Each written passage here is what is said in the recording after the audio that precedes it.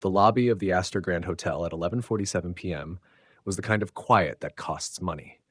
Marble floors, chandeliers turned down low like the hotel itself was half asleep. One bellhop by the door, losing his battle with consciousness. The front desk empty. Julian Astor stepped out of the private elevator with his tie loose and his jacket over his arm. 3 floors below him, 300 people were still laughing at the engagement party his mother had spent $500,000 to arrange. He could still hear Camille's laugh. It sounded like glass breaking. He needed air. He needed quiet. He needed a room that didn't smell like champagne and other people's expectations. He swiped his keycard. Suite 1702. The lock clicked. The light was on inside. A woman stood at the foot of the king-sized bed, folding a fitted sheet. Her hands moved like machinery. Navy uniform. Hair pulled back so tight it looked like it hurt. She didn't look up when he walked in. Julian stopped. "I was told the room was empty," he said. She finished the fold, set the sheet on a stack of 3 others, then she looked at him. Brown eyes. Not warm, not cold. Just tired. The specific tired that has nothing to do with what time it is. "Mr. Astor," she said, "your room wasn't supposed to be ready until midnight." She knew his name. Of course she did, he owned the building. "You're working late," he said. "Night shift pays more." She bent to pick up her cleaning caddy, a bottle of bleach, trash bags, a small brush with bristles worn flat from use. The caddy was old, the handle wrapped in duct tape. Julian watched her. He didn't know why. "What's your name?" he asked. She straightened up, hooked the caddy over her forearm, walked past him, close enough that he caught the smell of soap and cheap coffee and something else, something like rain on concrete. She stopped at the elevator, pressed the button. "Someone who doesn't give her name to men who won't remember it by morning," she said. The doors opened. She stepped inside, didn't look back. The doors closed. Julian Astor stood alone in the hallway of his own hotel, in front of a suite that cost $4,000 a night, wearing a suit that cost twice that, and felt for the first time in years completely unseen. He didn't sleep well that night. He thought about her hands, the duct tape on the caddy, the way she'd said Mr. Astor like she was reading the weather. By morning, he had decided to extend his stay. He told himself it was because he needed rest. He was lying. Across the city, in a one-bedroom apartment that smelled of bleach and rice, Elena Reyes sat on the edge of her bed and pulled off her work shoes. Her feet were swollen. They were always swollen. She placed the shoes side by side against the wall, removed her uniform, hung it on the back of the bathroom door, brushed her teeth over a sink that dripped. On the shelf above the toilet, a photograph in a cracked plastic frame. A man, dark hair, wide smile, holding a fishing rod and a small silver fish like it was the best thing that had ever happened to him. Marco. Elena looked at the photograph the way she did every night, 3 seconds. Then she turned off the light. She did not think about the man in the penthouse. She did not think about his loose tie or the way he looked at her like she was a door he wanted to open. She thought about her mother's nursing home bill due in 5 days. She thought about the dent in her savings. She thought about Marco. Then she slept. And by morning, she had forgotten Julian Astor entirely. Julian extended his stay by 1 week, then another. He told his assistant it was for strategic planning. His assistant, who had worked for him 6 years and had never once witnessed him plan strategically, said nothing. Julian took his meals in the restaurant instead of the penthouse, held meetings in the lobby, found reasons, thin, transparent reasons, to walk past the housekeeping staging area on the 3rd floor. He found out her name from the front desk manager, Elena Reyes. Night shift. 3 years. Good worker. Keeps to herself. 3 years. She'd been cleaning his hotel for 3 years, and he had never once seen her. He watched her from the lobby. Up. She pushed her cart down the corridor without looking left or right. No smile for guests, no phone check. She worked like a woman who had decided that efficiency was the only luxury she could afford. On the 4th day, he wrote a note. "You work too hard. Let me help." He put it in an envelope with $5,000 in cash, left it in her cleaning cart while she was inside changing sheets. The next morning, the envelope was on the front desk. Unopened. One word on the front, in black pen, no. Julian stared at it, confused first, then angry. Then, beneath the anger, something else. something he didn't have a name for yet. He took the envelope back to his suite and sat on the edge of the bed and held it. No one had ever returned his money. No one had ever written no in capital letters.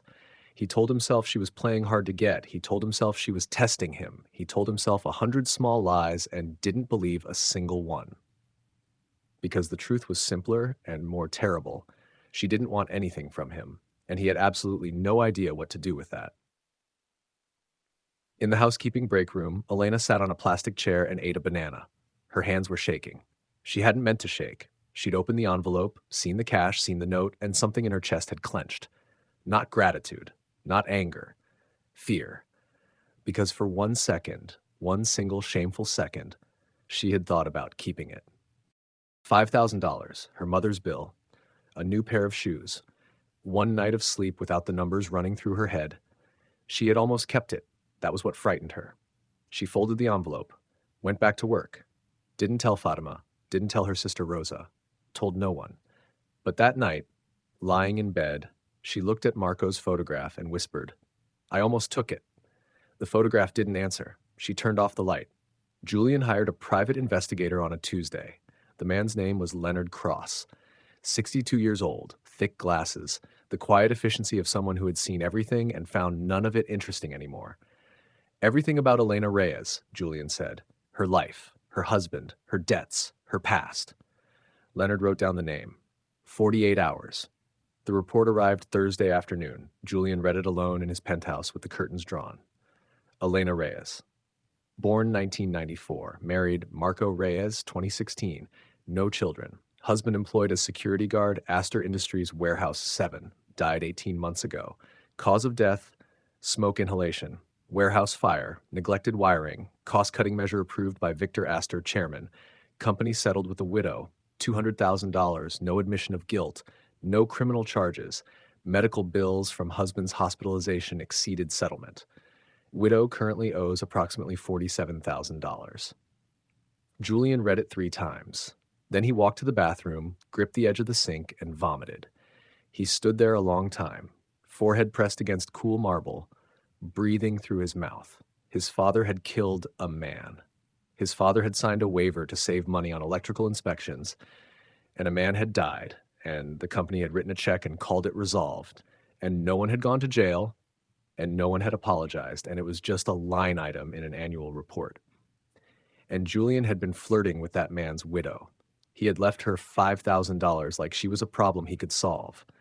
He had watched her from the lobby like she was a puzzle he could crack.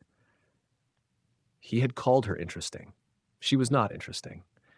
She was a woman whose husband had burned to death because Julian's family had decided that human lives cost more to protect than to replace. He sat on the bathroom floor, back against the tub, tie still knotted. He did not cry. He hadn't cried since he was 12, when his mother told him tears were for the weak and the poor. But he sat there for a very long time, and when he finally stood up, he knew what he had to do. Elena noticed the man in the penthouse had stopped watching her.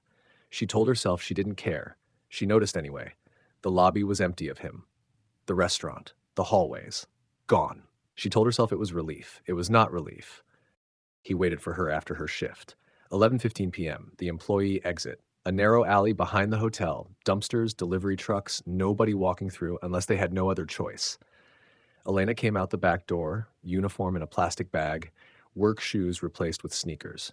There was a hole in the left toe. Julian was standing by the dumpster. She stopped. "You have 5 seconds to explain why you're here," she said. "Then I walk." "I know about Marco." Her face didn't change, but her hand tightened on the plastic bag. "I know about the fire. I know about the waiver. I know my father signed it." The alley was quiet. Somewhere above them, a window opened and closed. "I didn't know," Julian said. "When I left the money, when I watched you, I swear to God, I didn't know." She didn't speak. "I hired someone, a PI. I wanted to understand you, wanted to know why you kept saying no, and then I found out what my family did." He took a step toward her. She did not step back. "I'm sorry," he said. "I know that doesn't mean anything. I know words are cheap, but I'm sorry." Silence. Then Elena spoke. Her voice was low, flat. "You hired a private investigator. You dug into my life. You found out my husband died, and now you're standing in an alley telling me you're sorry." "Yes." Do you want a medal? Julian flinched. She took a step toward him. She was smaller, shorter. But something shifted in the space between them, and he understood suddenly that he was afraid of her. Not of violence, of something worse. You don't get to cry, she said. You don't get to stand there with your sad eyes and your dead father's sins and ask me to make you feel better. You took a report and called it remorse. That's not remorse. That's performance. I'm not performing. Then what are you doing? He opened his mouth. Nothing came out, because he didn't know. He'd believed, stupidly, childishly, that confession would be enough, that she would soften, that she would say thank you or I forgive you, or even just I see you trying. She was not softening. She was looking at him like he was a stranger who had wandered into her life and tracked mud across the floor. You should go, she said. Elena. You don't get to say my name. He closed his mouth. She walked past him, close enough that he caught the smell again. Soap and coffee and something that might have been grief, if grief had a smell. He reached out, he didn't mean to. His hand touched her elbow. She stopped, turned, and slapped him. The sound cracked through the alley like a branch breaking. His face stung, his eyes watered. He did not raise his hand to his cheek. He stood there and took it. You don't touch me, she said. You don't follow me. You don't hire people to dig through my life. You go back to your penthouse and your money and your perfect fiancé, and you leave me alone. She walked away. He watched her go. The sneakers with the hole in the left toe, the plastic bag swinging, her back straight as a plank. She did not look back. Elena walked 6 blocks before she stopped. She leaned against a brick wall and pressed her palm to her mouth. Her hand was shaking. She had never slapped anyone in her life. Not even Marco. That time he came home drunk and said things he didn't mean. She looked up at the sky. No stars, just the orange burn of streetlights and the distant hum of a city that didn't care. She thought about the report he had read, the fire, the waiver, his father's signature on a piece of paper worth more than a man's life. She thought about the hospital room where Marco died, the beeping machines, the smell of antiseptic, the doctor who had pulled her into the hallway and said, I'm so sorry. There was nothing more we could do. She hadn't screamed then, hadn't screamed at the funeral, hadn't screamed when the settlement check arrived. No apology, no acknowledgement, just a number on paper pretending to be closure. But now, standing alone on a sidewalk with her hand still stinging from a slap she had thrown at a man who deserved worse, she opened her mouth. Marco. It came out like a breath, like a key turning in a lock rusted shut for 2 years. Marco. Louder. A woman walking her dog crossed the street. Elena didn't care. She leaned her head back against the brick and closed her eyes. Marco, she whispered. I'm sorry. I'm so sorry. She didn't know what she was apologizing for not saving him, for not screaming sooner, for almost taking the $5,000, for the small, shameful part of her that had noticed when the man in the penthouse stopped watching her. She wept. Not the quiet tears from the hospital, not the dry, hollow sobs of the funeral. Something else. Something from a place she'd boarded up 2 years ago and tried to forget she had. She wept until her throat was raw. Then she walked home. She did not look at Marco's photograph that night. She couldn't. In the alley behind the Astor Grand Hotel, Julian stood alone for a long time after she left. His cheeks still burned. He touched it with his fingertips. You don't get to cry. She was right. He walked back in through the staff entrance. The night manager looked at his red cheek and said nothing. Julian walked past the lobby, past the elevators, past the front desk where the envelope with the word no was sitting in a drawer somewhere. He climbed the stairs to the penthouse. He needed to feel the burn in his legs, the ache, the proof that he was still human. At the door to Suite 1702, he stopped. He looked at his reflection in the polished brass of the door handle. He did not recognize the man looking back. The Astor Family Foundation Gala happened every spring in the hotel ballroom. Crystal chandeliers, white orchids, a string-tet playing something slow and expensive. 300 guests in black tie drinking champagne that cost more than most people's rent. Julian stood near the bar with a glass he hadn't touched. Camille was across the room, laughing with a group of women whose faces he had seen 100 times and could never name. Her dress was crimson. Her hair was pinned up. She looked like a painting, beautiful, still, and completely unreal. His mother appeared at his elbow. "Stop standing there like a corpse," Margaret said. She was smiling for the cameras. "People are watching. Let them watch." Her smile didn't move, but her eyes went cold. "You will make the announcement in 10 minutes. Camille's father wants to give a toast first. Then you say something brief and gracious. Then we move on." Julian looked at his mother, the diamond necklace, the frozen perfection of her face, the way she had not touched him, not once, not genuinely, since he was 12 years old. "Mother," he said, "do you love father?" The question was quiet, private. But Margaret flinched like he'd shouted it. "Don't be ridiculous," she said. "This is not about love." "What is it about then?" "Survival." She walked away. Her heels clicked on the marble like a countdown. Julian set down his untouched champagne. His phone buzzed. An unknown number, a text message. "I know about your cleaner. End the engagement tonight, or I will make sure she loses more than her job. See." His blood went cold. He looked across the room. Camille was still laughing with the women, but her phone was in her hand, and she was looking at him. She smiled, not the perfect smile, something else. Something that said, "I own you now." Julian understood it all in that moment.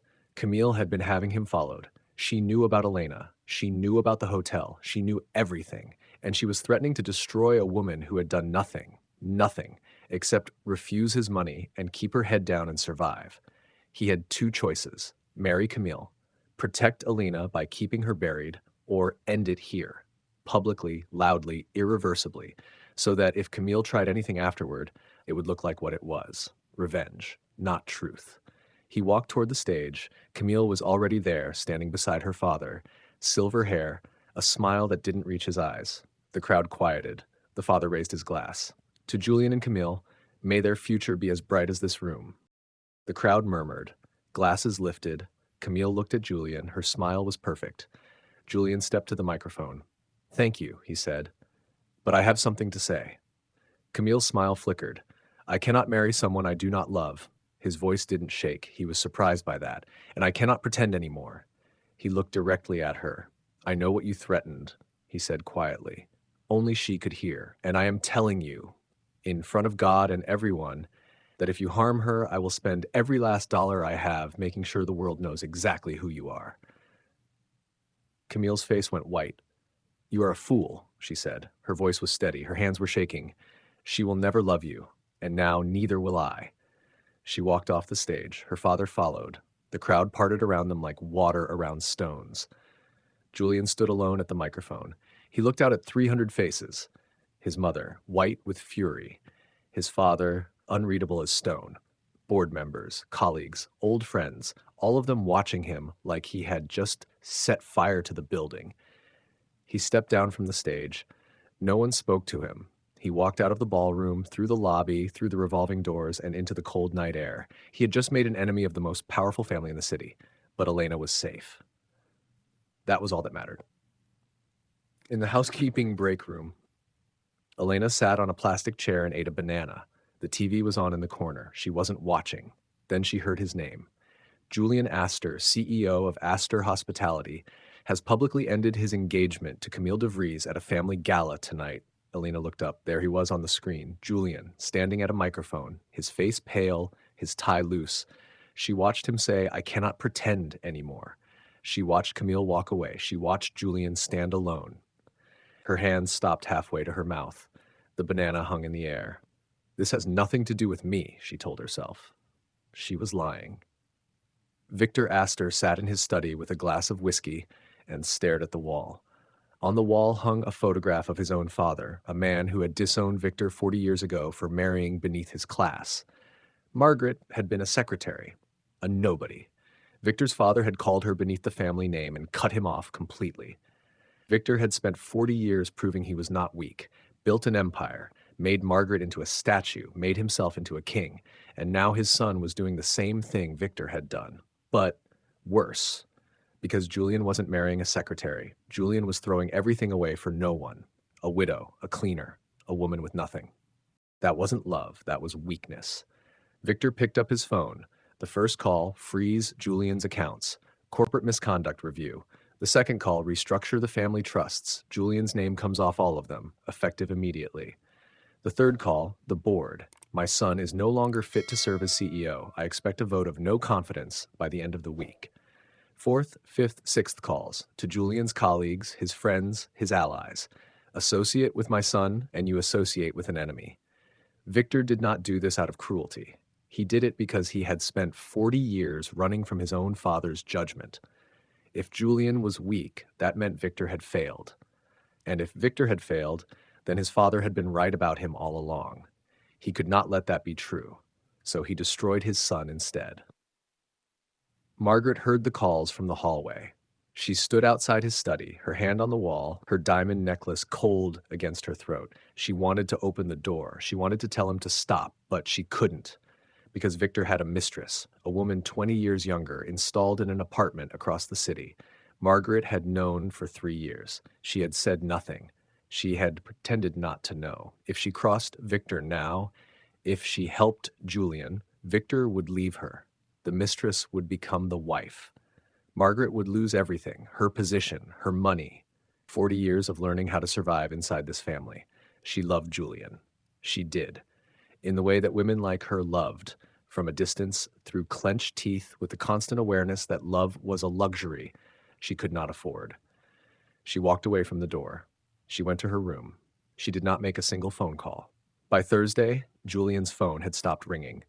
By Friday, his keycard no longer opened his office door. By Saturday, he had $340 to his name.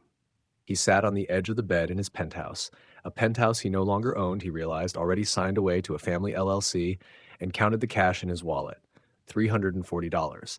He had not carried cash in years. He had not needed to.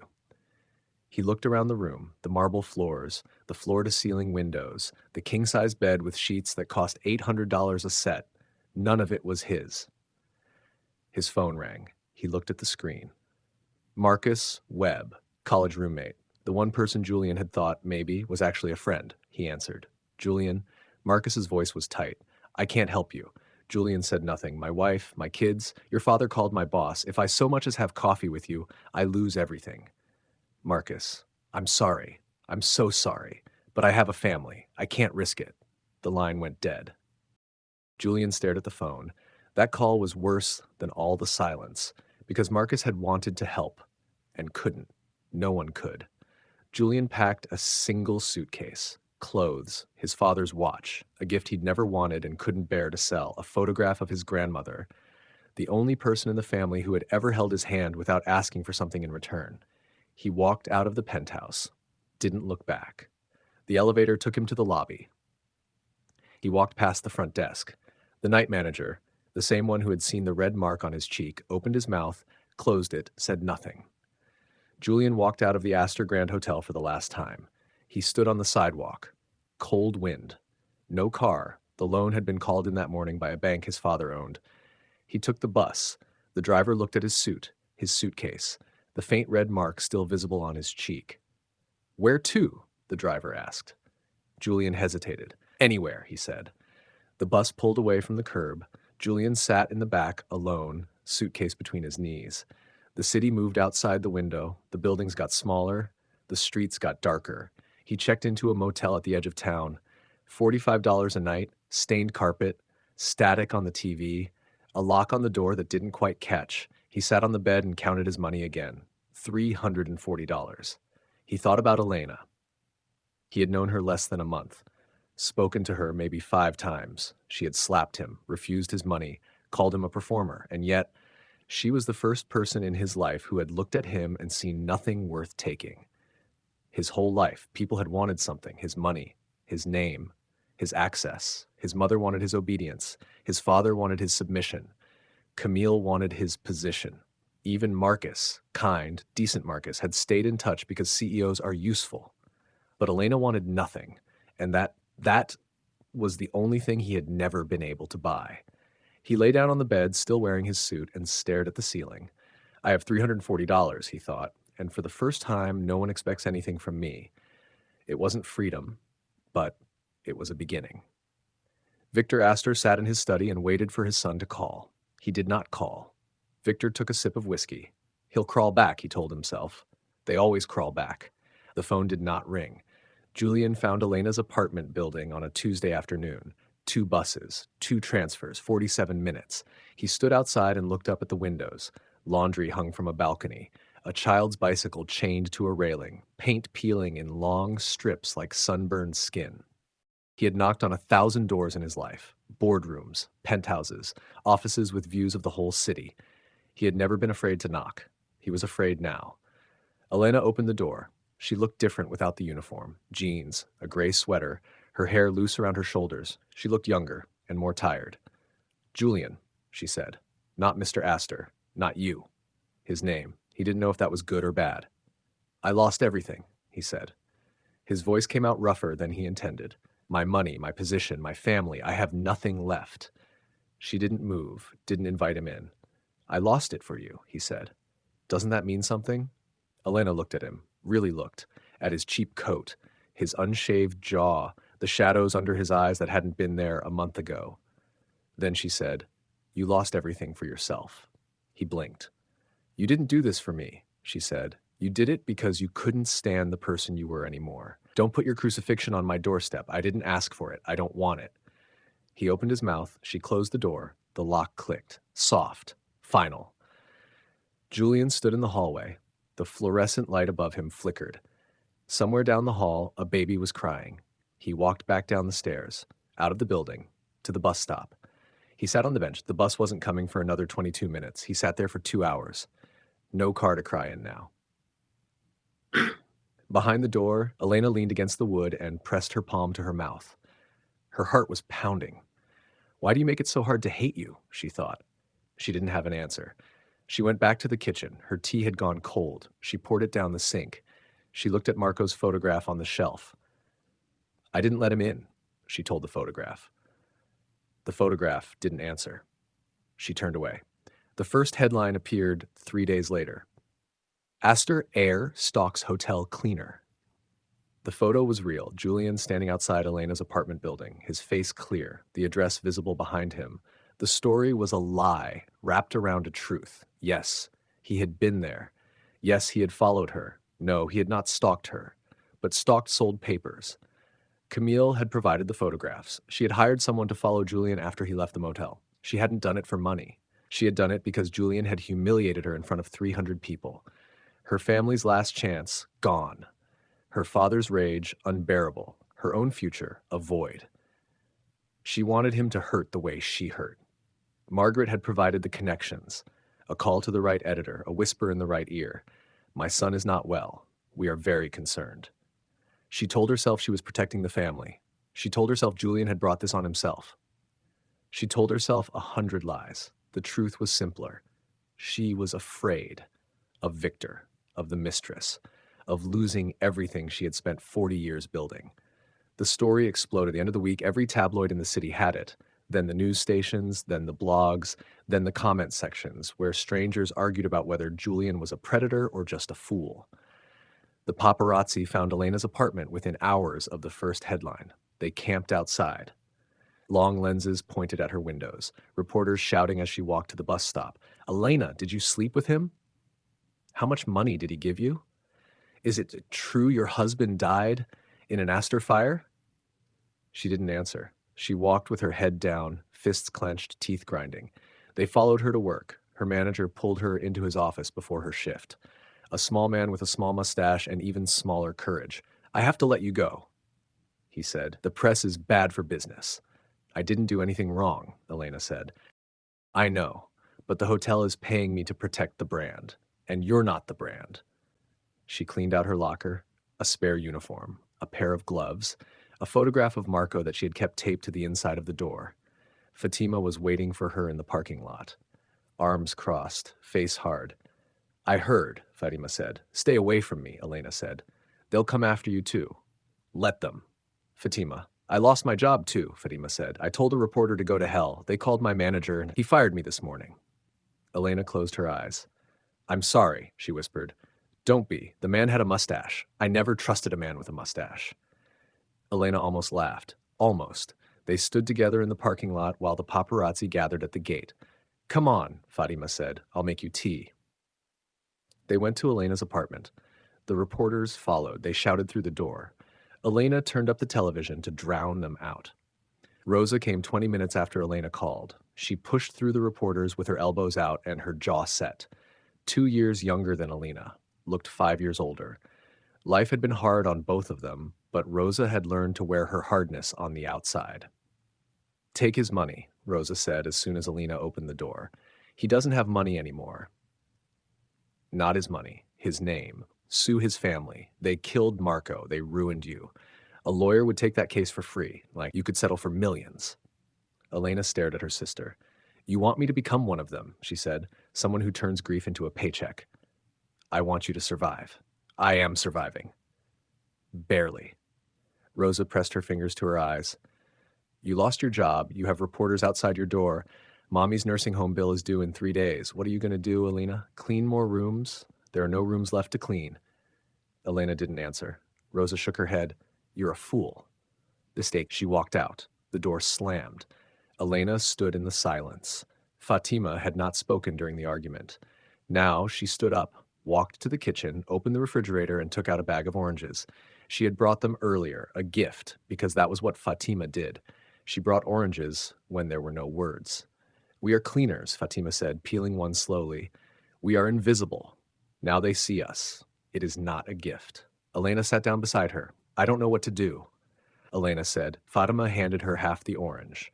"First," Fatima said, "you eat, then you decide." They ate the orange in silence. Outside, the reporters waited. That night, Elena went to visit her mother. The nursing home was on the other side of the city, 2 buses, a 40-minute walk. She arrived after visiting hours, but the night guard knew her. He let her in. She walked down the hallway to her mother's room. The door was open. A man was inside. Not a doctor, not a nurse. He wore a cheap jacket and held a small recorder and was leaning over Abuela's bed, speaking loudly, slowly, the way people speak to the elderly and the confused when they want something from them. "Your daughter, Elena, she knew Julian Astor, yes? Did she ever mention his name?" Abuela was sitting up in bed, her hair disheveled, her eyes wet. "Marco?" she said. "Marco, you came back?" The reporter didn't correct her. "Yes," he said. "I came back. Tell me about Elena and the rich man." "Marco," Abuela whispered. "I missed you. I missed you so much. Tell me about the rich man."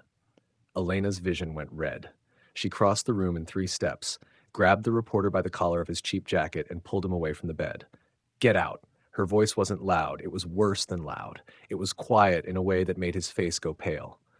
"This is my mother. She has dementia. She thinks you're her dead son-in-law. Get out before I call the police and tell them you assaulted a vulnerable adult." He opened his mouth, closed it, walked out. Elena locked the door behind him. She turned to her mother. Abuela was crying. "Marco left again," she said. "He always leaves." Elena sat on the edge of the bed. She took her mother's hands. "It wasn't Marco, Mommy. It was a bad man. He's gone now. I won't let anyone hurt you."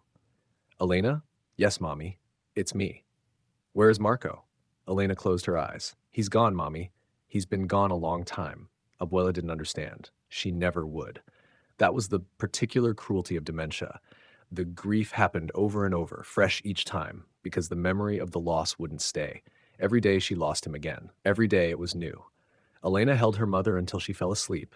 Then she walked home through the dark city. She didn't cry. She was too angry to cry. Julian saw the headlines from his motel room. He saw the photos of Elena's apartment, the reporters outside her door, the news anchors using words like obsession and predator. He turned off the TV, sat in the dark. He had tried to do the right thing. He had broken his engagement, lost everything, confessed, apologized. And now Elena was being destroyed because of him. He thought about her mother, the nursing home, the reporter leaning over Abuela's bed. He put his head in his hands. Is any of this worth it? He didn't have an answer, but he knew one thing. He could not stay silent. The week after the tabloids broke was the longest of Elena's life. The days blurred. Same shouts through the door, same camera flashes through the window, same knot in her chest tightening every time she left the apartment. But she was not alone. Fatima came every afternoon. She didn't knock. She had her own key now. Elena had given it to her after the second night of reporters outside the door. Fatima would let herself in, go straight to the kitchen, make tea. Not asking, not waiting, just doing. Today she brought oranges again. You brought oranges yesterday, Alina said from the couch. Tomorrow, I will bring oranges again. Fatima said, Oranges do not judge. Oranges do not ask questions. Oranges are patient. Elena almost smiled. Fatima sat beside her and peeled one.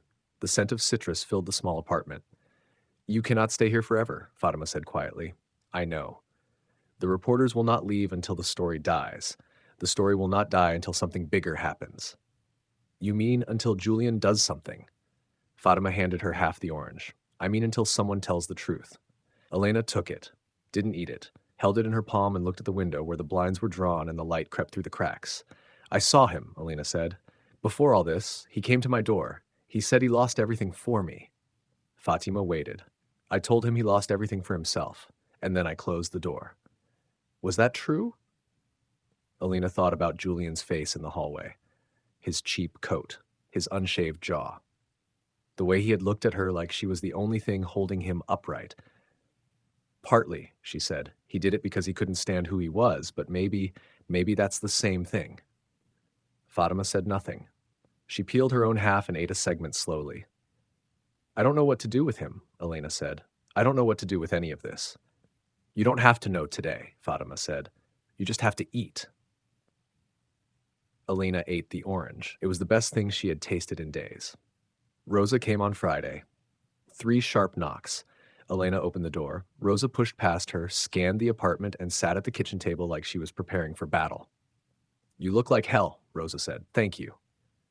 I'm not being mean. I'm being honest. You haven't slept. You haven't eaten. You're wearing the same sweater you wore 3 days ago. Elena looked down at her gray sweater. She hadn't noticed. Rosa slid a folder across the table. Elena opened it. Legal papers. A lawyer's letterhead. He specializes in wrongful death suits, Rosa said. He saw the news. He thinks you have a case against Astor Industries. Contingency. No money up front. If you win, he takes a third. Elena closed the folder. No. Elena, Marco is dead. No lawsuit brings him back. No settlement undoes what happened. I'm not going to turn his death into a paycheck. Rosa's jaw tightened. That's easy for you to say. You're not the one who dropped out of school to help mommy. You're not the one who's been covering your rent for 6 months because you couldn't make ends meet. I know what you've sacrificed. Do you? Because it doesn't feel like it. It feels like you're so busy being noble that you forgot the rest of us exist. Elena flinched. Rosa pressed her fingers to her eyes. I'm sorry, I don't mean to. Elena reached across the table, took her sister's hand. I know, Elena said. Rosa looked up. Her eyes were wet. I love you, Rosa said. That's why I'm telling you to be practical. You're not just a widow, you're a daughter, you're a sister. You have people who need you. I know.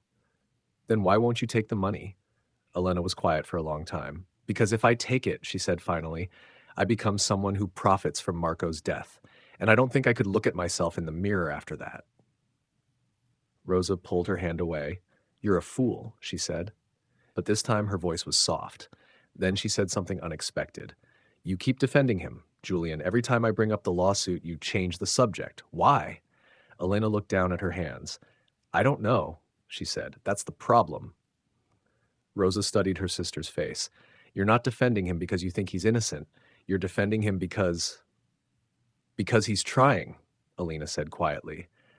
And I don't know what to do with a rich man who tries. Rosa was silent for a long moment. Be careful, she said. He's still an Astor. His family killed Marco. Don't forget that. I haven't forgotten. I'll never forget. Rosa stood up, walked to the door, stopped. For what it's worth, Rosa said without turning around, I hope he's worth it. I hope he's worth all of this. She left. The folder stayed on the table. That night, after Fatima had gone home, Elena sat alone in her bedroom. The apartment was quiet. The reporters had thinned out. She looked at the shelf above her bed. Marco's photograph. She picked it up. His face smiled at her. The fishing rod, the small silver fish.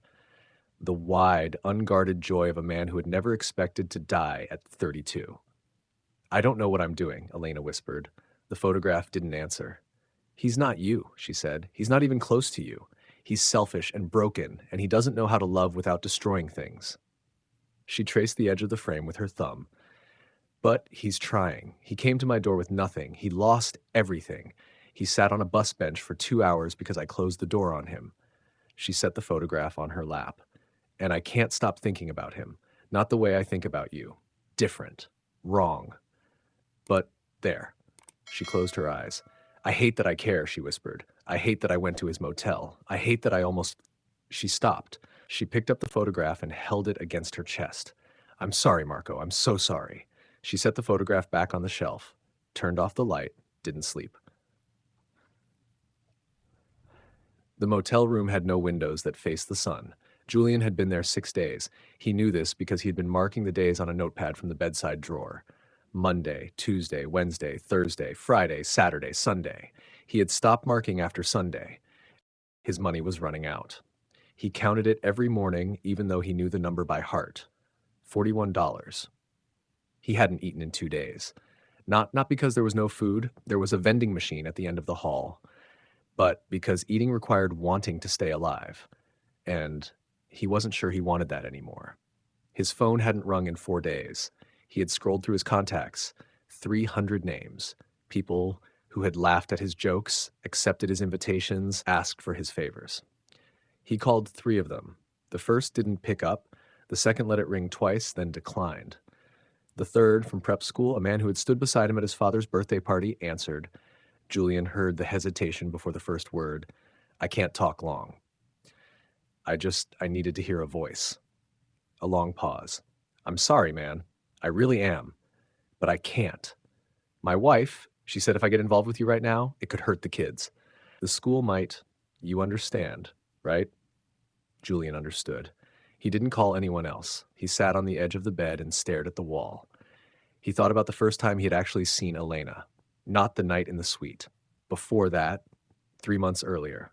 Maybe 4. He had been walking through the lobby, arguing with his father on the phone about something he could no longer remember. A guest had dropped a coffee cup. It had shattered on the marble floor. Elena had stopped. She had knelt down. She had picked up the pieces of ceramic with her bare hands, no gloves, no broom, because the guest was watching and she didn't want to make him wait. The guest had walked away without thanking her.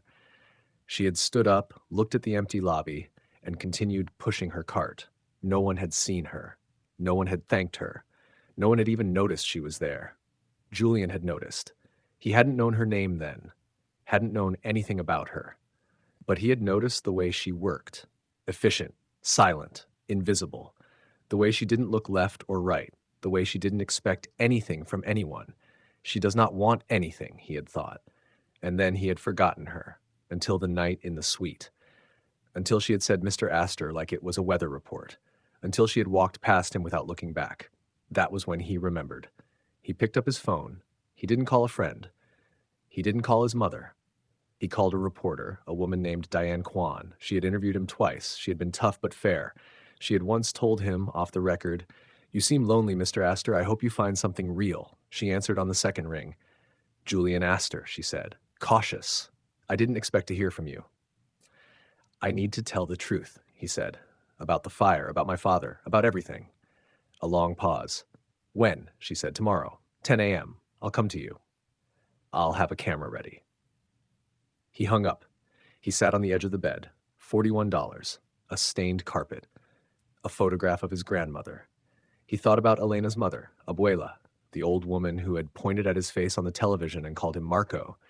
He had seen that clip, watched it 17 times, not because he wanted to be Marco, because he understood for the first time what Elena had lost. A husband. A future. A man who would never come back. And he understood that he could not bring Marco back, could not undo the fire, could not unsign his father's signature. But he could tell the truth. That was if he was being honest with himself, truly honest. The interview wasn't for Elena. It was for him. Because if he didn't do this, he would spend the rest of his life as the man who had done nothing, and he could not live with that. The press conference was held in a small conference room at Diane's studio. No grand stage, no podium, just a table, a chair, and a single microphone. Julian wore his last clean shirt. It was wrinkled. He had no iron. He sat down. Diane sat across from him. The camera was a small black eye in the corner. "Are you ready?" Diane asked. "No," Julian said, "but I'm going to do it anyway." She signaled to the operator. The red light came on. Mr. Astor, Diane said, why did you ask for this interview? Julian looked directly into the camera. Because I have been silent for too long, he said, and my silence has cost people their lives. He told them about the warehouse fire, the neglected wiring, the cost-cutting measures signed by his father, the settlement that was designed to make the problem disappear. He told them about Marco Reyes, a security guard, a husband, a man who had died because the Astor family valued profit over safety. He told them about Elena, the cleaner in his hotel, the woman who had refused his money, refused his apologies, refused to let him turn her grief into a performance. He told them about his own complicity, the years he had known nothing, and the weeks since he had learned the truth and done too little, too late. I am not a victim, Julian said. I am an accomplice who woke up too late. My father signed the waiver, but I wore the name. I benefited from the profits. I walked past the memorial and did not ask what happened. His voice did not shake. I am resigning from every position I hold. I am renouncing my inheritance. I am giving up my name, my money, and my future in the company my grandfather built. He paused. I do not ask for forgiveness. I do not deserve it. I ask only for the chance to spend the rest of my life trying to be worthy of the people my family hurt. Diane was quiet for a moment. Mr. Astor, she said, what do you say to Elena Reyes if she is watching? Julian looked at the camera. I would say, I am sorry. I know that word is not enough. It will never be enough, but I am sorry. And I will spend every day of my life trying to earn the right to stand in the same room as your grief. The red light went off. Diane reached across the table and touched his hand. That was brave, she said. It was the least I could do, Julian said. And that's the problem. He stood up. He walked out of the studio. He did not look back. In Elena's apartment, Fatima's phone buzzed. A text from her cousin. Turn on channel 7. Fatima picked up the remote. Elena was in the kitchen making tea. Elena, Fatima said, come here. Elena walked in. The tea steamed in her hands. On the screen, Julian was sitting at a table. His shirt was wrinkled. His eyes were red. He was speaking to a woman with kind eyes and a microphone. Elena watched him confess. She watched him name his father. She watched him resign from everything. She watched him say, I am an accomplice who woke up too late. The tea grew cold in her hands. Why now? She whispered. Why not before Marco died? Fatima didn't answer. There was no answer. But something shifted in Elena's chest. Something small and unwanted. He was not performing. She had seen performance her whole life. Rich people saying the right words, wearing the right faces, collecting the right sympathies. This was not that. His hands were shaking. His shirt was wrinkled. He hadn't shaved. He looked like a man who had nothing left to lose, and had chosen to lose it anyway. He did it for himself, she thought. But maybe that's the only way anyone ever really changes. When the interview ended, Elena set down the cup. She walked to the window, pulled back the blind. The reporters were still outside, but their phones were buzzing. They were watching the same interview. Some of them were packing up their cameras. Elena let the blind fall. She picked up her phone. She called Rosa. I think I understand him now, Elena said. Rosa was quiet for a moment. You are a fool too, Rosa said, but she said it like a blessing. That night, Elena couldn't sleep. She lay in bed staring at the ceiling. Fatima was asleep on the couch. The apartment was quiet. The reporters had mostly gone, chasing the next story, the next scandal, the next face on the screen. But she could still see Julian's face, his wrinkled shirt, his red eyes, the way he had said, I am sorry, like he was swallowing glass. She thought about Marco, the hospital room, the beeping machines. There was nothing more we could do. She had believed that. But now she wondered, if someone had spoken up sooner, if someone had told the truth before the fire, before Marco died, would anything be different? She didn't know. But she knew that Julian was speaking now, late, too late. But now. She got out of bed. She put on her shoes, her sneakers with the hole in the left toe. She walked to the door, stopped. Her hand hovered over the knob. What are you doing? She didn't have an answer.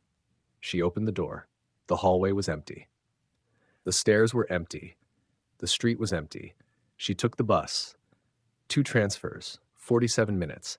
She stood outside his door. Room 17. She raised her hand to knock, stopped. You don't have to do this. You can go home. You can forget him. You can go back to your life. But her life was gone. Her job, her privacy, her peace. And he was the reason. And he was also the only person who had ever looked at her and seen something other than a cleaner, a widow, a problem to be solved. She knocked. The door opened. Julian stood there. He hadn't shaved, his shirt was the same one from the interview. His eyes were hollow. "Elena," he said. She didn't speak. She walked past him into the room. It was small. The carpet was stained. The bed was unmade. A single suitcase in the corner, a photograph on the nightstand, an old woman, his grandmother, a stack of papers, a half-empty bottle of water. She turned to face him. "I watched your interview," she said. He said nothing. "You said you would spend the rest of your life trying to be worthy." "Yes." "Do you know what that means?" He hesitated. "No," he said, "but I'm going to find out." Elena looked at him, really looked. She remembered the first time, the penthouse suite, his loose tie, the way he had looked at her like she was a door he wanted to open. She remembered the envelope, the $5,000. "You work too hard. Let me help." She remembered the slap, the sting in her palm, the way he had stood there and taken it. She remembered the bus bench. 2 hours after she closed the door, she remembered her mother pointing at the television, calling the way he had said, she remembered the way he had said, "I am swallowing glass," and she realized she did not forgive him. She might never forgive him, but she saw him, not the suit, not the name, not the money. Him, a boy who had never learned how to be human. A boy who had been taught that love was a transaction, that money was a language, that power was the only thing that kept the wolves from the door. A boy who had burned his whole life down because he could not stand to be the person he had become. "I still don't forgive you," she said. He nodded. "I know, but I see you." His breath caught. She stepped closer. She raised her hand. He did not flinch. She stopped. Her hand hovered in the air. "You don't have to touch him. You can still leave." She did not leave. She touched his face, her palm against his cheek, the same cheek she had slapped weeks ago, the same cheek that had burned under her hand. Now her hand was gentle. He closed his eyes. She felt his jaw tremble under her palm. "You're not nothing," she said, "but you're not everything either. You're just a man who did terrible things and some good things and mostly just existed like the rest of us." He opened his eyes. They were wet. "I don't know what to do with you," she said. "I don't know if I can ever forgive your family. I don't know if I can ever look at you and not see the fire, but I know that I came here tonight, and that has to mean something." "It means everything," he said. She dropped her hand. She walked to the door, stopped, her hand on the knob. She didn't turn around. "Don't call me," she said. "Don't come to my apartment. Don't send letters." "Then how? I'll find you," she said. "If I want to find you, wait for that." She walked out. The door closed behind her. Julian stood alone in his motel room. He touched his own face, where her palm had been. She had not forgiven him, had not promised anything, had not even said she would come back, but she had seen him. That was more than he deserved. He lay down on the bed. For the first time in weeks, he slept. Elena walked home in the rain. It had started while she was inside, soft and steady, soaking through her sweater and dripping down her face. She did not run. She walked. The streets were empty. The streetlights reflected off the wet pavement. The city quiet in a way it never was during the day. She thought about Marco, about his laugh, about the way he used to make her eggs on Sunday mornings, burning them every single time. "I'm sorry, Marco," she thought. "I'm sorry I touched his face. I'm sorry I went to his room. I'm sorry I care." But she was not sorry. That was the terrible thing. She just knew she was not running anymore. When she got back to the apartment, Fatima was awake. The tea was hot. The oranges were on the table. Fatima looked at Alina's wet hair, her wet sweater, her wet shoes. "Did you find what you were looking for?" she asked. Elena sat down. "No," she said, "but I found something." Fatima poured the tea. They drank it in silence. Outside, the rain stopped. The morning after Alina left his motel room, Julian woke up and didn't know what to do. He lay in bed a long time, staring at the stained ceiling, his hand still on his cheek where her palm had been. The warmth was gone. The memory remained. She had said, "Don't call me. Don't come to my apartment."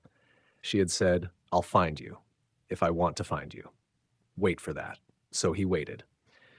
The first week was the hardest. No job, no money, $37 now, no purpose. He sat in the motel room and watched the hours pass. The television was broken. He had no books. He had nothing but his thoughts, and his thoughts were a cage. On the third day, he walked to a convenience store and bought a spiral notebook, 79 cents, a pack of pens. He sat on the edge of the bed, opened to the first page. He wrote, "Dear Elena," he stopped. What could he say that he hadn't already said? "I'm sorry wasn't enough. I love you wasn't true. Not yet, not in the way she deserved. I'm waiting was the truth, but it sounded like a demand." He tore out the page, crumpled it, threw it in the trash. He started again. "Elena, today I woke up and counted my money. I have $37. Last year, I spent $37,000 on a bottle of wine at a charity auction. I don't remember the wine. I don't remember the auction. I remember you folding a bedsheet in a room that cost $4,000 a night. You didn't look up when I walked in. You said, 'Mr. Astor,' like it was nothing. No one has ever said my name like it was nothing. I'm not writing this because I expect you to respond. I'm writing it because I need to remember that you exist, that people like you exist, people who don't want anything from me. I'm going to write to you every day. You don't have to read them. You don't have to keep them. But I need to write them. Because if I don't, I'll forget who I'm trying to become. Yours if you'll have me." Julian, he folded the letter, sealed the envelope, wrote her address on the front. He had memorized it shamefully from the PI's report. He walked to the mailbox at the end of the street. He dropped it inside. Then he went back to his room and waited. The letter arrived on a Thursday. Elena found it in her mailbox, sandwiched between a bill and a grocery store coupon. The envelope was cheap. The handwriting was neat, surprisingly neat for a man who had grown up with secretaries to write everything for him. She recognized the return address. The motel, room 17. She stood in the hallway holding the envelope. "Don't read it," she told herself. "Throw it away." He said he wouldn't write. He promised. She opened it. She read the letter standing up in the hallway with her back against the door. When she finished, she read it again. Then she walked inside, went to the kitchen, and held the corner of the paper over the stove flame. The fire caught. The paper curled. The words turned to ash. She watched until nothing was left. Then she washed her hands and went to bed. The second letter arrived on Friday and Saturday and Sunday. Every day, a new envelope. Every day, a new letter. Every day. Elena held it over the flame and watched it burn. She didn't read the second one, or the third, or the 10th. She told herself she was protecting herself. She told herself she didn't care what he had to say. She told herself 100 lies and didn't believe a single one. The truth was simpler. She was afraid. Because the first letter had made her feel something. Not love. Not forgiveness. Something smaller and more dangerous. Hope. And hope was a luxury she could not afford. Julian wrote every day. He wrote about the motel, the stained carpet, the vending machine that ate his quarters, the night clerk who smelled like cigarettes and had taught him how to work the register, because Julian had gotten a job there, $11 an hour, and had not known how to operate a cash register, had never touched one before. He wrote about his grandmother, the photograph on the nightstand, the way she used to hold his hand and say, "You are more than your name, Julian. Don't let them tell you otherwise." He wrote about his father. The first time he realized Victor Astor was not a hero but a man. He had been 12 years old. His father had fired a janitor for asking for a raise. The janitor had cried. Victor had laughed. "I laughed too," Julian wrote. "I was 12. I didn't know better. But I remember thinking, that man is someone's father. And my father just broke him. I didn't say anything. I never said anything. Until you." He wrote about the warehouse fire, the faulty wiring, the missing inspections, the memo his father had written years ago, instructing the warehouse manager to reduce non-essential maintenance costs. Those were his words, Julian wrote. Non-essential. He was talking about the sprinklers, the alarms, the safety inspections, things that might have saved Marco's life. I carry those words with me now. Non-essential. That's what my family called your husband's life. He wrote about Elena, not the way he imagined her, but the way he remembered her. Her scarred hands, the duct tape on the cleaning caddy, the way she said Mr. Astor like it was nothing. "You are the first person who ever looked at me and saw nothing worth taking," he wrote. "I didn't know I was looking for that, but I was. My whole life I was looking for someone who wouldn't take." He signed every letter the same way. "Yours if you'll have me. Julian." On the 20th day, Elena received the letter and did not burn it. She held it in her hands. the paper thin, the envelope cheap, the handwriting as neat as ever. She sat at her kitchen table. The stove was cold. She opened the letter. She read it. Then she read it again. Then she folded it carefully and placed it in the drawer beside Marco's photograph. She didn't know why she kept it, but she could not bring herself to burn it. That night, Elena sat at her kitchen table with a blank piece of paper. She had bought it at the convenience store, 79 cents for a pack of 10. She hadn't known why she bought them. Now she knew. She picked up a pen. Julian. She stopped. What could she say? I read your letters sounded like an invitation. I don't forgive you was still true, but felt like a lie by omission. I think about you was too honest. She stared at the paper for a long time. Then she wrote, I kept the 21st letter. I don't know why. I read it 17 times. I put it under Marco's photograph. I'm not ready. I don't know if I'll ever be ready, but I want you to know that I'm not burning them anymore. Elena, she folded the paper, put it in and wrote his address, the motel, room 17. Then she put the envelope in the drawer beside his letters. She did not mail it. She couldn't, but she had written it. That was something. The 21st letter was different, shorter than the others, only a few sentences. Elena, today I got a job. Night clerk at a budget hotel. I make $11 an hour. My hands smell like old coffee and photocopier toner. I thought you should know that I am becoming someone who works for a living. It's not much, but it's mine, yours, if you'll have me. Julian Elena read the letter 3 times. Then she walked to the drawer. She took out the 20th letter, the one she had kept, and placed the 21st beside it. She closed the drawer. She didn't write back. But that night, before she went to sleep, she looked at Marco's photograph. He's still writing, she said. The photograph didn't answer. I kept 3 of them, she said. I don't know why. She turned off the light. In the darkness, she smiled. Very small. 6 weeks passed. Julian worked the night shift at the Budget King on Route 9. He checked in truck drivers and traveling salesmen and women who paid cash and didn't want to be remembered. He learned to smile without meaning it. He learned to say, have a good night to people who wouldn't. He still wrote every day. But the letters changed. They became shorter, quieter, less desperate. Today a man tried to pay for his room with a bag of oranges.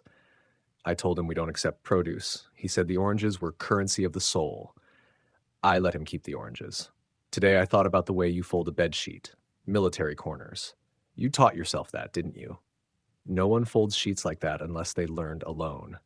Today I walked past a flower shop and almost bought you roses. Then I remembered you don't want things from me, so I didn't. But I thought about it.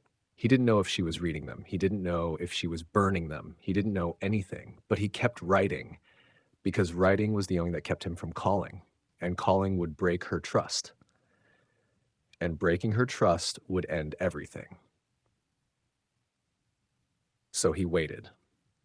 Elena found a new job at a different hotel, smaller, cheaper. The guests were less demanding, and the pay was worse. But the manager didn't ask about the tabloids, and the other cleaners didn't stare. She worked the day shift now, came home with the sun still in the sky, made tea, sat by the window, watched the street. She didn't admit to herself that she was watching for him, but she was. Every day the letter came. Every day she opened the drawer.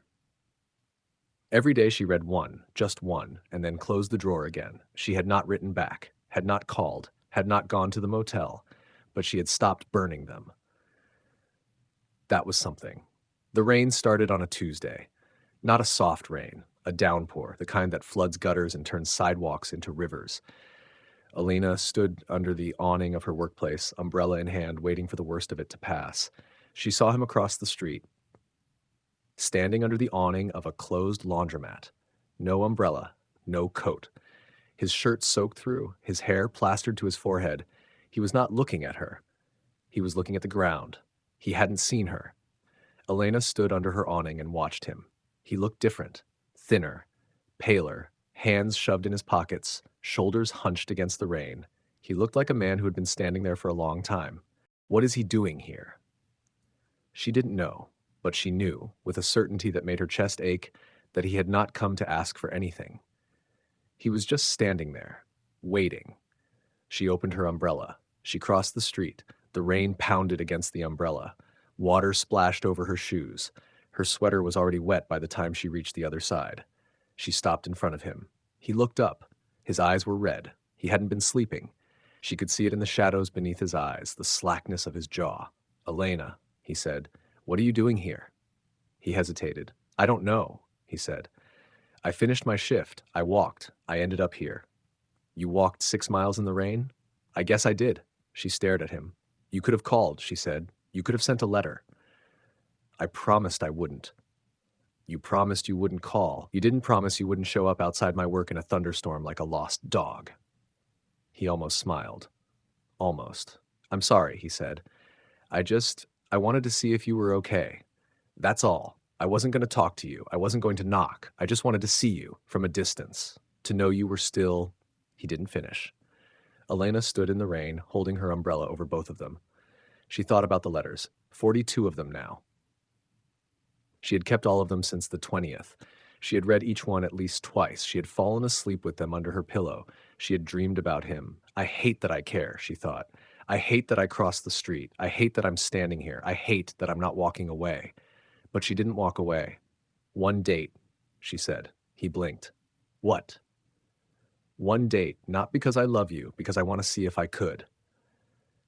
He stared at her. "Elena, don't make me say it twice." He closed his mouth. "Okay," he said. "One date. There's a coffee shop 2 blocks from here. It's cheap. The coffee is terrible. Be there tomorrow at 3. I'll be there." She turned. She walked back across the street. She did not look back, but she was smiling. She couldn't help it. The courtship. Date 1. The coffee shop. The place was called the Daily Grind. The coffee was, as promised, terrible, burnt, bitter, watery, the kind of coffee that had given up on itself. Julian was there at 3. He was wearing his last clean shirt, the same one from the press conference, washed so many times it had gone gray. His hair was combed. His hands were shaking. Elena arrived at 3:07. She had not meant to be late. She had stood outside the door for 7 minutes, her hand on the handle, arguing with herself. "You don't have to do this. You already said yes. You can still leave. You don't want to leave." She walked inside. He stood up when he saw her. Old habit. She almost laughed. "Sit down," she said. "You're not a CEO anymore. You don't have to stand up for anyone." He sat down. They ordered coffee. The waitress looked at them. The man in the gray shirt, the woman in the wet sweater, and didn't ask questions. They talked, not about the fire, not about Marco, not about his family, about small things. She told him about Fatima's oranges, about the time Rosa tried to dye her hair blonde and it turned green, about Abuela's nurse, a woman named Gladys, who sang off-key hymns while she changed the sheets. He told her about the budget king, about the man who tried to pay with oranges, currency of the soul, about the night clerk who smelled like cigarettes and had taught him how to work the register. "I'd never touched a cash register before," he admitted, "in my whole life." "Poor little rich boy," she said, but she was smiling. "I'm not rich anymore." "I know." They drank their terrible coffee. At some point, Elena laughed, a real laugh, the kind that came from somewhere deep, somewhere she had forgotten existed. Julian looked at her. "What?" she said. "Nothing. I've never heard you laugh before." She looked down at her cup. "I forgot I could," she said. They sat in a silence that didn't need filling. Not awkward, just quiet. When Elena stood to leave, Julian stood too. "Same time tomorrow?" he said. She looked at him, his gray shirt, his tired eyes, his hopeful, terrified face. "Maybe," she said. She walked out. The next day, she was there at 3. A week later, Julian suggested a walk. "There's a park near my motel," he said. "It's not much, a few benches, some dying trees, but it's outside." They walked side by side, not touching, the space between them wide enough for a third person. Julian pointed at a duck in the pond. "That duck looks lonely." "Maybe he's not lonely," Elena said. "Maybe he just likes being alone." "Maybe." They walked in silence. Then Julian reached for her hand. She pulled away. "Don't," she said. He stopped. "I'm sorry. You don't get to touch me like you're him. You're not him. You'll never be him." The words hung in the air. Julian's face didn't change. He didn't flinch. He didn't apologize again. "I know," he said quietly. "I'm not trying to be him. I'm trying to be someone who touches you. If you'll let me, when you're ready." Alina stared at him. "Why do you tolerate it?" she asked. "The comparisons, the reminders. I called your face Marco's face. I told my mother you were him. Why do you stay?" Julian was quiet for a long time. Because I used to think love was about being the only one, he said. The only person who mattered, the only person who saw you, the only person who touched you. He looked at the lonely duck. Now I think love is about making room. Marco was here first. He loved you first. He died. That's not a competition. That's a tragedy. And I don't have to win. I just have to be worthy of standing next to his memory. Elena's eyes filled with tears. You're strange, she said. I know. You're not what I expected. I know. She reached out. She took his hand. Slowly, she said. Very slowly. He nodded. They walked back to the bus stop, hand in hand. Neither of them spoke. Neither of them needed to. Elena invited him to her apartment for dinner. She wanted to cook. She wanted to show him she could be normal. She wanted to pretend, just for one night, that she was not a widow and he was not a disgraced billionaire and they were just two people eating a meal. She burned the chicken. She burned the rice, she burned the vegetables, the smoke alarm went off. She stood in the kitchen holding a smoking pan and wanted to cry. It's fine, Julian said from the doorway. It's not fine. It's charcoal. It's fine. It's not. He walked into the kitchen. He took the pan from her hands, he scraped the burned chicken onto a plate, then he sat down at the table and took a bite. Elena watched him chew. It's terrible, he said. I know. It's really terrible. I know. He took another bite. You don't have to eat that, she said. I know. Why are you eating it? He looked at her. Because you made it for me. She sat down across from him. She watched him eat the burned chicken. And for the first time in a very long time, she felt something that was not grief or anger or exhaustion. It was small, fragile, new. She didn't have a name for it, but she did not want it to leave. It happened on a Sunday. Elena saw the news on her phone. Victor Astor had been released from the hospital, a photograph of him walking out, leaning on a cane, surrounded by lawyers. She threw her phone against the wall. It shattered. Julian was in the kitchen making tea. He heard the crash. He walked into the living room. Elena, he gets to walk, she said. Her voice was shaking. He gets to walk out of the hospital with his cane and his lawyers and his money. Marco doesn't get to walk. Marco doesn't get anything. Julian said nothing. He killed my husband. Your father killed my husband, and he gets to walk. He does, Julian said quietly. Don't you care? I care. Then why aren't you angry? Julian was silent for a long moment. Because anger is not the same as justice, he said. And I've seen what anger does. My father's anger burned down a warehouse and killed a man. My mother's anger turned her to stone. Camille's anger destroyed your life. He looked at her. I don't want to be angry anymore. I want to be useful. Elena picked up a plate from the table. She threw it against the wall. It shattered. Julian didn't flinch. She picked up another plate. Shattered. Another. Shattered. She stood in the middle of the room, surrounded by broken ceramic, breathing hard. I hate him, she said. I hate your father. I hate your family. I hate what they took from me. I know. I hate that you're his son. I know. I hate that I love you. The words hung in the air. She froze. Julian's eyes widened. Elena, don't, she said. Don't say anything. I didn't mean you meant it. She covered her mouth with her hand. He walked toward her, slowly, carefully, like she was a bird that might fly away. Elena, he said, you don't have to say it again. You don't have to say it at all. But I need you to know, I love you too. I've loved you since the night you said Mr. Astor like it was nothing. She shook her head. You don't love me. You love the idea of me, someone who doesn't want anything from you. Maybe that's how it started, but that's not how it is now. How is it now? He reached out. He didn't touch her. He let his hand hover near her face. Now I love you because you're angry, because you're sad, because you burn chicken and throw plates and keep letters in a drawer, because you loved a man named Marco and you still love him and you always will. And I don't want you to stop. She stared at him. I don't understand you, she whispered. You don't have to understand me. You just have to let me stay. She stepped forward. She put her head against his chest. He wrapped his arms around her. They stood in the middle of the broken plates, holding each other. Later that night, the kitchen was clean. The plates were in the trash. The tea was cold. They sat on the floor of the living room, his back against the wall, her head on his shoulder. The apartment was dark. The only light came from the street outside. Julian, she said. Yes, I'm still angry. I know. I don't know if I'll ever stop being angry. I know. She turned her head. She looked at him. Can I ask you something? Anything. Why do you stay? He thought about it. Because you're the first person who ever saw me, he said. Not the money, not the name, not the suit. Me, the part underneath. That part is broken. I know. So am I. She reached up. She touched his face, her palm against his cheek. He closed his eyes. Can I touch you? He asked. I don't know. He waited. She took his hand. She placed it on her stomach. Here, she said. Not my face. Not yet. Here. He left his hand there. His palm was warm. She could feel his heartbeat through his fingers. They sat in silence. Then she turned. She kissed him. It was slow, awkward. Her nose bumped his. She almost laughed. He pulled back. We can stop. Don't stop, she said. Just be gentle. He was.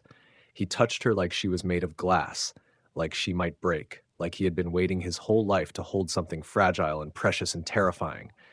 She cried. Not from sadness, from something else, something she didn't have a name for. He held her. Afterward, they lay on the floor, tangled together, her head on his chest. I've never been gentle before, he said. I know. Was it okay? She was quiet for a long time. It was a start, she said. He kissed her forehead. They slept on the floor, wrapped in a blanket, the streetlight painting gold stripes across their bodies. 3 months later, Alina woke up and knew. She was not in love the way she had loved Marco. Wild, young, certain. That love was gone. It had died in the fire the same night he did. She had buried it beside him, but something new had grown in its place, something quieter, something that didn't shout, something that looked like Julian standing in the rain, waiting. She called Fatima. I need a dress, she said. A dress for what? I'm getting married. Fatima was quiet for a moment. Today? Today. Does he know? No. Fatima laughed. It was a wet laugh. Half tears, half joy, the kind that doesn't know which one it wants to be. I'll bring oranges, she said. The wedding was at 4 o'clock. A rented community center on the south side of the city, the kind of place that hosted AA meetings and quinceañeras and bingo nights on alternating Thursdays. The carpet was orange. The chairs were metal folding chairs. The windows faced a parking lot. Elena wore a borrowed dress, Fatima's sister's dress. White, simple, a little too big in the shoulders. Julian wore a suit from a thrift store, $200. The jacket was too long, the pants were too short. He did not care. Fatima had arranged the oranges in a bowl on the front table. A centerpiece. It was the most beautiful thing in the room. Maybe the most beautiful thing Elena had ever seen. Rosa did not come. Elena had called her that morning. Rosa had listened to the whole thing without interrupting. Then she had said, I love you, but I can't watch you marry him. Not yet. Maybe someday, but not yet. Elena had understood. Abuela came. The nursing home had let her go for the afternoon. Gladys the nurse came with her, pushing the wheelchair, singing something soft and off-key the way she always did, as if the world needed a little more music, whether it wanted it or not. Abuela looked around the room, at the orange carpet, the metal chairs, the man in the too long jacket standing at the front with his hands clasped and his face doing something complicated. Marco, she said, you look different. No one corrected her. The officiant was Elena's neighbor, Mr. Hernandez. 74 years old. He had lived next door for 12 years. He had helped her change a tire once. He had never married. I'm not a priest, he said. I'm not a judge. I'm just a man who has watched Elena cry for 2 years and is glad to see her smile. He read the vows from a piece of notebook paper. His handwriting was large and careful, like a man who had not written much but wanted to get this right. Julian, he said, your vows. Julian looked at Elena. He had not prepared anything. He had spent the bus ride over trying to think of the right words. He had not found them. So he said the true ones instead. I don't deserve you, he said. I may never deserve you, but I will spend every day trying to be someone who does. I will make tea. I will hold you when you rage. I will stand 10 feet away at Marco's grave and wait. I will never ask you to forget him. I will only ask you to make room for me beside him. Elena's eyes filled with tears. She did not blink them away. Elena, Mr. Hernandez said, your vows. Elena looked at Julian, at his too long jacket, his tired eyes, his hopeful, terrified face, the same face he had worn that first night in the suite and in the alley and on the bus bench and at her door and in the motel room and in the rain. Always some version of that face, always hoping, always terrified. I am still angry, she said. I will probably always be angry. The fire took Marco. Your family took my peace. I don't forgive them. I don't know if I ever will. She paused. But I am tired of being angry alone. So I am choosing you. Not because you deserve it, because I want to try. Mr. Hernandez nodded slowly. He looked down at his notebook paper. Do you, Julian, promise to spend the rest of your life trying to be worthy of her? I do. His voice broke on the second word. Do you, Elena, promise to let him try? Elena looked at Julian. I do, she said. They did not have rings. Instead, Mr. Hernandez handed them a piece of white string. Tie it around each other's fingers, he said. When it breaks, tie it again. That's marriage.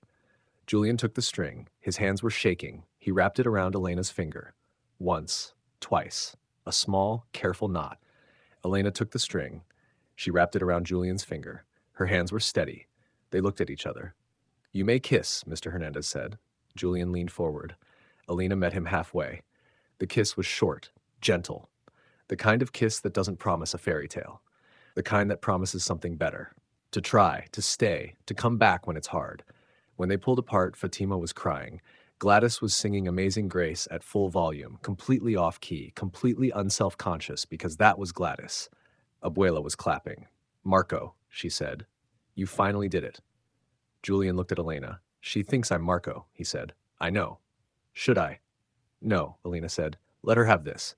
They stood together in the orange-carpeted room, surrounded by metal chairs and a bowl of oranges, and a woman who thought she was watching her daughter's first wedding. In a way, she was right. In a way, she was not.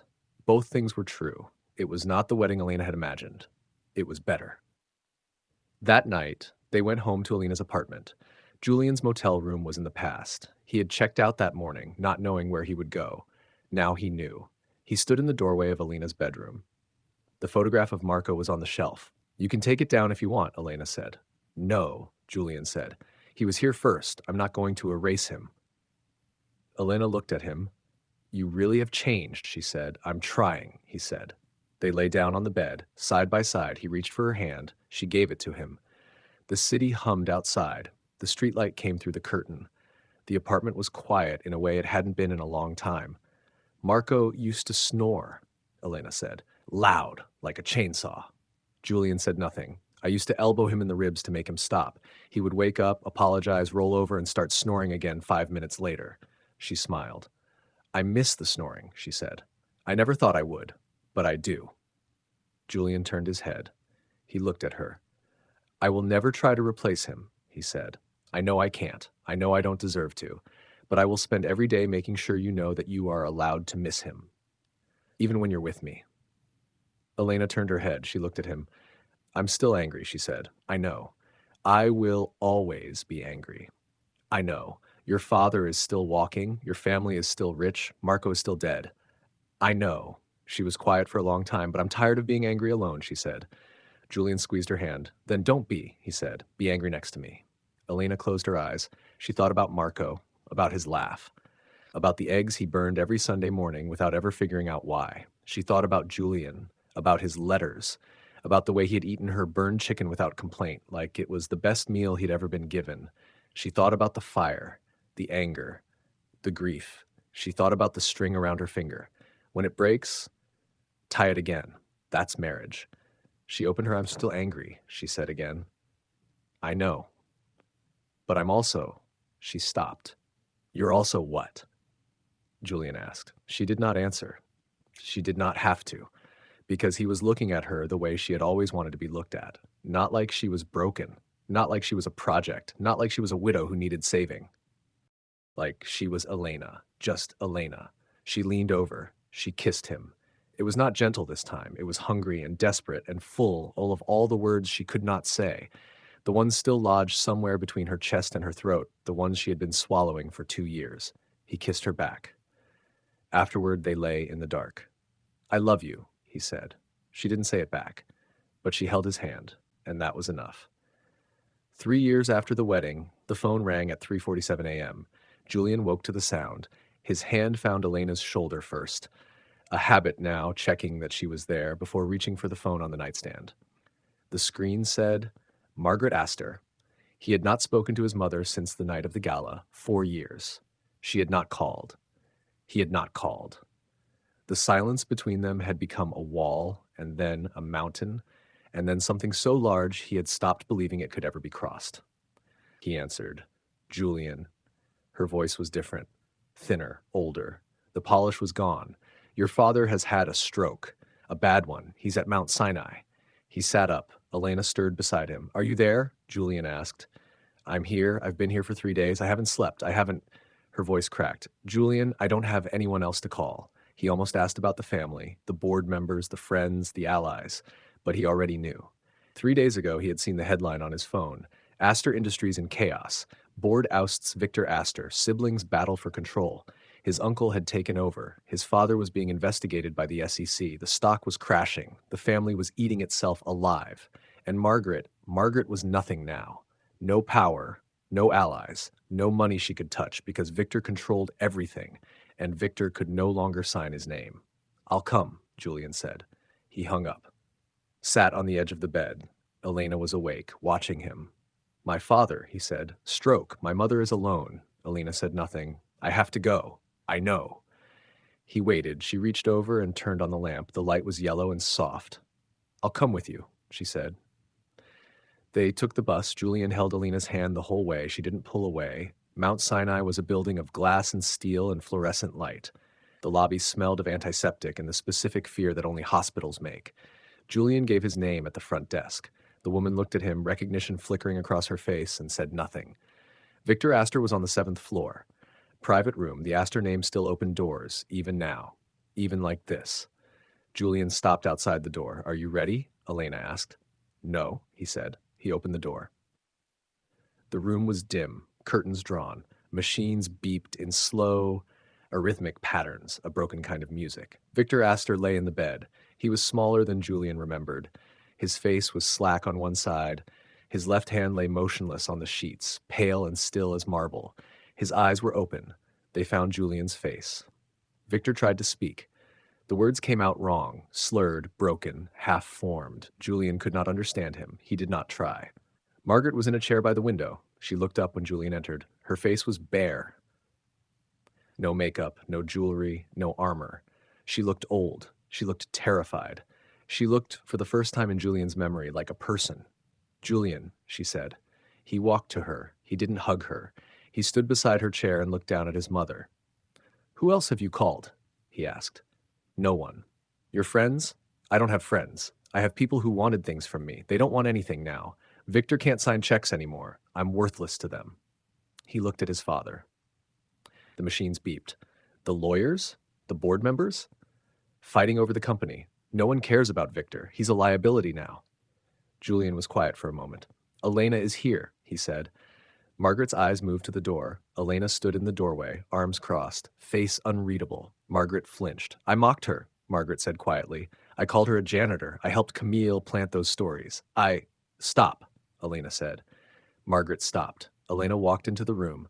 She stood at the foot of Victor's bed. She looked at the machines, the tubes, the slack, diminished face of the man who had signed his name on a piece of paper and never thought once about who would pay for it.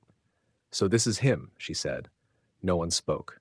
"The man who signed the waiver. The man who killed my husband." Victor's eyes moved to her. He tried to speak again. The same broken sounds, the same half-formed words that went nowhere. "He can't understand you," Margaret said. The stroke damaged his... "I'm not talking to him," Elena said. "I'm talking to you." Margaret swallowed. "I don't forgive him," Elena said. "I don't forgive you. I don't forgive any of you. But I'm here because Julian asked, and because no one should be alone in a hospital room." She walked to the window. She looked out at the city. Margaret began to cry. Not a beautiful cry, not the controlled, dignified grief of a woman who had spent 40 years managing her image. This was ugly and wet and desperate. The kind of crying that comes from a place that has been dry for so long it is cracked. Julian stood beside his mother. He didn't touch her. He didn't know how. He had never learned how. Elena did. She walked to Margaret. She took the older woman's hand. "Stop crying," Elena said. "It doesn't help." Margaret tried to stop. She could not. Elena sat down in the chair beside her. She did not let go of her hand. Julian watched his wife hold his mother's hand. He had never loved her more. Later, after Margaret had calmed, Julian sat across from her. Mother, he said, did you ever love him? Margaret was quiet for a long time. I don't know, she said. I was 19. He was 30. He had money and power, and he looked at me like I was the most beautiful thing he had ever seen. No one had ever looked at me like that. She looked at Victor's slack face. Love? I don't know, but I didn't know how to be anything else. He made me Mrs. Victor Astor. Without him, I was nothing. Julian looked at his mother. For the first time, he didn't see a villain. He saw a girl who got trapped and never found her way out. I'm not nothing anymore, Margaret said quietly, but I don't know what I am. Elena, still holding her hand, said nothing, but she did not let go. They stayed for 3 hours. Victor slept. The machines beeped. Margaret cried until she had no tears left and then sat in the empty silence of someone who has been wrung dry. At some point, a nurse came in. She checked the machines. She looked at Julian, then at Elena, then at Margaret. Visiting hours ended an hour ago, she said. I'm his son, Julian said. The nurse looked at Margaret's face, at Elena's hand wrapped around hers, at the specific exhaustion in that room that had nothing to do with the hour. 10 more minutes, the nurse said. Then she left. Elena stood up. We should go, she said. Margaret looked up. Will you come back? The question was not for Julian, it was for Elena. Elena looked at the woman who had called her a janitor, who had helped destroy her life, who had sat in a penthouse while Marco burned and done nothing and called it survival. I'll think about it, Elena said. She walked out. Julian followed. At the door, he turned back. Mother, he said. Margaret looked at him. She's the only reason I came, he said. Remember that. He closed the door behind him. Victor Astor did not die. The stroke left him paralyzed on his left side. His speech was damaged. He could say perhaps a dozen words, slowly, with great effort. He would never run a company again. He would never sign a waiver again. He would never be the man he had been. Margaret visited him every day. She sat in the chair by the window. She read to him from books he could no longer fully understand. She held his hand and he could not squeeze back. She came to Elena's apartment on a Sunday. Julian opened the door. He didn't look surprised. Mother, he said, may I come in? He stepped aside. Margaret walked into the apartment. She looked at the small kitchen, the worn couch, the photograph of Marco on the shelf, a new photograph beside it. Elena at a conference, speaking into a microphone, Julian in the background watching her with the expression of a man who still cannot believe his luck. She didn't say anything. Elena was in the kitchen making tea. Sit down, Elena said. Margaret sat. Elena brought the tea. 3 cups. She set one in front of Margaret, one in front of Julian, one for herself. They drank in silence. Victor wants to give you something, Margaret said. Elena didn't look up. He can't speak well, but he wrote it down. He wants to transfer a foundation to you, the Cleaners Trust. It's a charity the company set up years ago, tax purposes. It has $40,000 in it. Elena set down her cup. $40,000, she said. Yes, for Marco's life. Margaret flinched. It's exactly what it is. A number, a price. He thinks he can write a check and feel better. Margaret said nothing. Elena looked at Julian. He didn't speak. He was waiting. Tell him I'll take it, Elena said. Margaret looked up, surprised. Not because I forgive him, Elena said, because $40,000 can buy a lot of cleaning supplies. Because I know women like me. Women who scrub floors and change sheets and go home to children they can barely feed. Women his company ignored for decades. She picked up her cup. I'll take his money, and I'll turn it into something real. But I will never call him father. I will never sit at his table. I will never pretend that a tax write-off is the same as justice. Margaret nodded slowly. Like a woman receiving a verdict she had known was coming and had decided to accept. May I come back next Sunday? She asked. Elena looked at the woman who had mocked her, who had ruined her, who was now sitting in her kitchen holding a chipped cup, looking smaller than she had ever looked in any of the photographs Elena had seen of her. The galas, the charity events, the frozen, armored perfection. Bring better tea, Elena said, and don't call me a janitor. Margaret almost smiled. She left. Julian sat down across from Elena. $40,000, he said. It's not nothing. It's not enough. It's a seed, Elena said. Seeds grow. She looked at Marco's photograph on the shelf. I'm going to make something, she said. Something that matters. Something that helps people like us. People who work and work and work and never get seen. Julian reached across the table. He took her hand. I'll help you, he said. I know. The cleaners trust. The office was small, 2 desks, a waiting area with plastic chairs, a potted plant that Fatima had bought and refused to water on principle, a window that faced a brick wall. But it was theirs. The Cleaners Trust had started with $40,000. 3 years later, it had grown to over $2 million. Grants, donations, a fundraising gala that Alina had hated every minute of but had endured because it brought in $500,000, and $500,000 helped real people. They had helped over 1,000 workers, emergency stipends, free legal clinics, a hotline for reporting unsafe conditions, training programs for supervisors, a partnership with 3 hotels that had agreed to provide hazard pay for night shifts.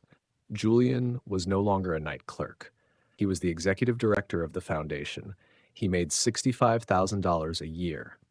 It was more than he had ever made as a CEO, he told Elena, because it was his, because he had earned it, because no one had handed it to him along with a name and a dynasty and a set of expectations he had never asked for.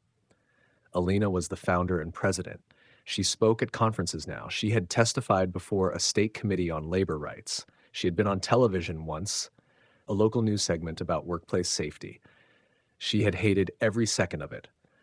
But she had done it, because people were watching now. We are cleaners, Fatima had said. Now they see us. They were seeing.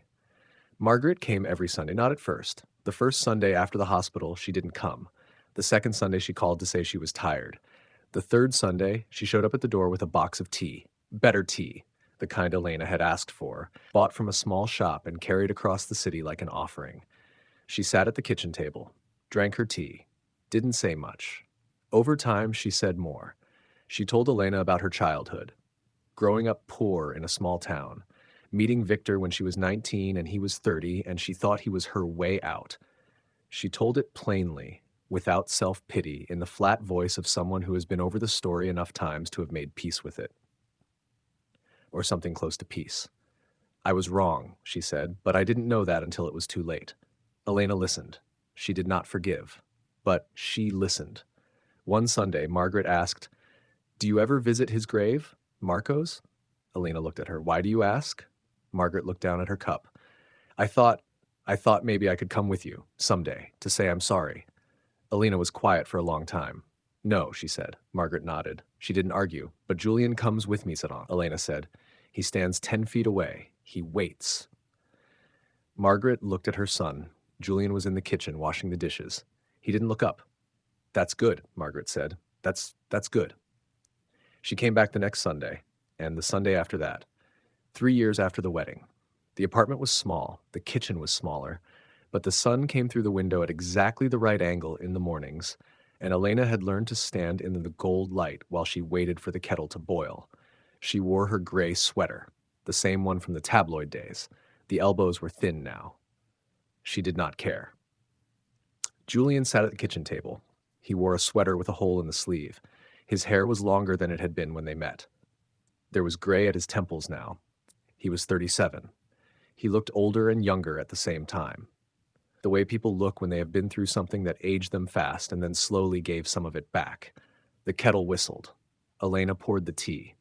2 cups, the chipped one for her, the mismatched one for him. She set his cup in front of him. He looked up. "Thank you," he said. She sat down across from him. In the next room, Abuela was sleeping. She had good days and bad days. Today was a good day. She had remembered Elena's name. She had remembered Marco's name. She had asked about the man with the kind eyes, not Marco, the other one, the one who brings tea. Fatima would come by later. She always brought oranges. Elena looked at Julian. "Will you visit Marco's grave with me today?" she asked. He didn't hesitate. "Yes," she nodded. "Stand 10 feet away," she said. "And wait." He reached across the table. He took her hand. His thumb moved over her knuckles once, twice. "I can do that," he said. She did not pull away. The cemetery was on a hill. The grass was green. The sky was gray. A light wind moved through the trees, the kind of wind that doesn't have anything to say but says it anyway. Elena walked ahead. Julian followed 10 feet behind. She stopped in front of a headstone.